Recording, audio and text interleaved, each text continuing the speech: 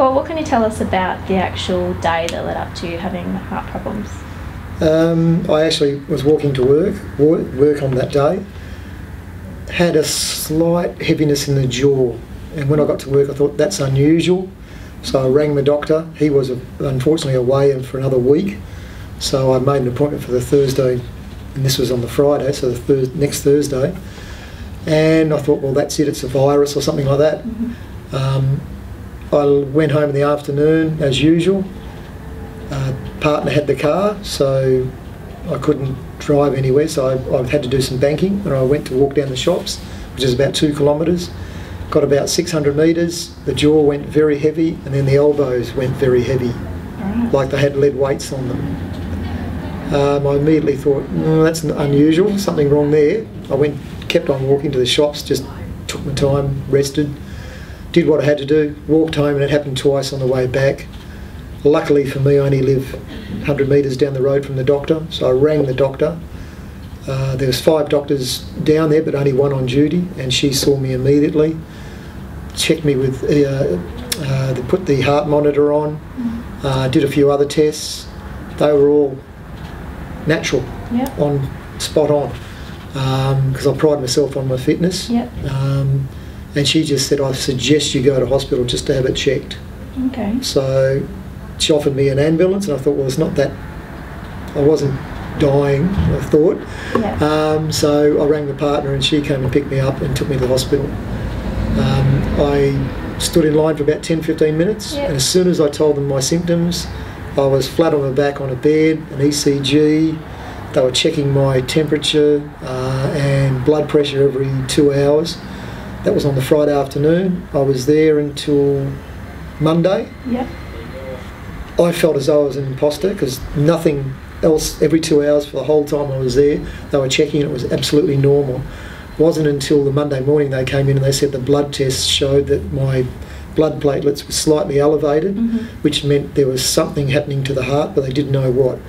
So they put me in for I'm just trying to remember what they call it.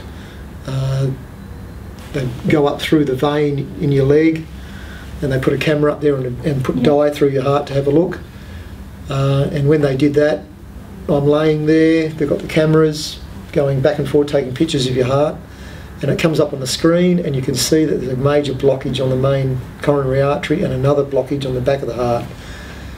They immediately went in, blew up the balloon up through into the heart, opened up the passage, put 2 stents in on the front coronary artery, and they said they couldn't do any more at this stage because they didn't want to overdo it or pierce the artery or anything. So I've still got a blockage at the back of the heart, but they did say my heart's got some veins that are growing around, so it's still getting blood supply, so that wasn't critical.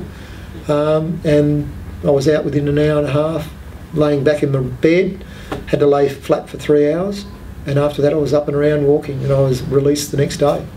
Okay. I've got follow-up appointments with the specialist, because I've got to have that other blockage cleared as well. But for a man that I thought I was pretty fit, super fit for my age really, a lot of my mates were in shock. My partner, she was absolutely devastated, not knowing what was the problem. And I had a week off work and I was back at work. I got cleared by my doctor. I still feel great. I've had to pull back on a lot of what I do until they fix the other one. The doctor did say I'll be back to normal because I did take notice of my body, and I think he said no damage to the heart at all. If anything, minimal. That's not going to affect me because I was lucky. I acted on. I listened to my body. All right, and tell us about your eating and your fitness regime before and then after the restrictions you have. I ate very healthy breakfast, cereals, rolled oats, fruit, milk, and a glass of apple juice. That's my main breakfast. Lunchtime was usually a ham and salad sandwich, or I'd intersperse that with just salad sometimes. And meals, we always cooked boiled vegetables. And minimum amount of meat, about the size of your palm of your hand. So pretty healthy. Pretty healthy, and interspersed with chicken, fish, and what was the other one? Pork. Bit of steak once a week. But most of our our lifestyle was extremely healthy. Okay, so it obviously came as a bit of a shock for you then. It was apparently hereditary. Okay. My father's still alive, he's 87, so he's going well. He's had stents put in, but a few of my aunties rang up and said, "Oh, you've had exactly what we've all had." Right. So in my case, my cholesterol was about 5. It should have been 4. Mm-hmm. The day I had the attack, or the problem with the heart, was 6.3. Right. So I've gone completely off chocolate. I have one 50-gram bar on a Saturday. I enjoy that immensely, but I've cut down dramatically on chocolate, no salt on any of my food. Yep. I've still got to go through a rehabilitation type course with the hospital, which will it'll involve a lot of thinking into actually what you're going to eat in the future, and improve my eating even more, because I want to be hanging around for another 20, 30 years. Exactly. I've got a lot to do. I've got another bucket list. I've already just finished one lot, and as you know, I'm always trying to take holidays 3 or 4 times a year, and we've got a lot of the world still to see. So it hasn't changed my outlook on life. I enjoy every day I'm alive, and it's just made me enjoy it even more, and just take the finer things in life as they come. Cool. And what's your message to others, Paul? To farmers out there especially, listen to your body and have it check up.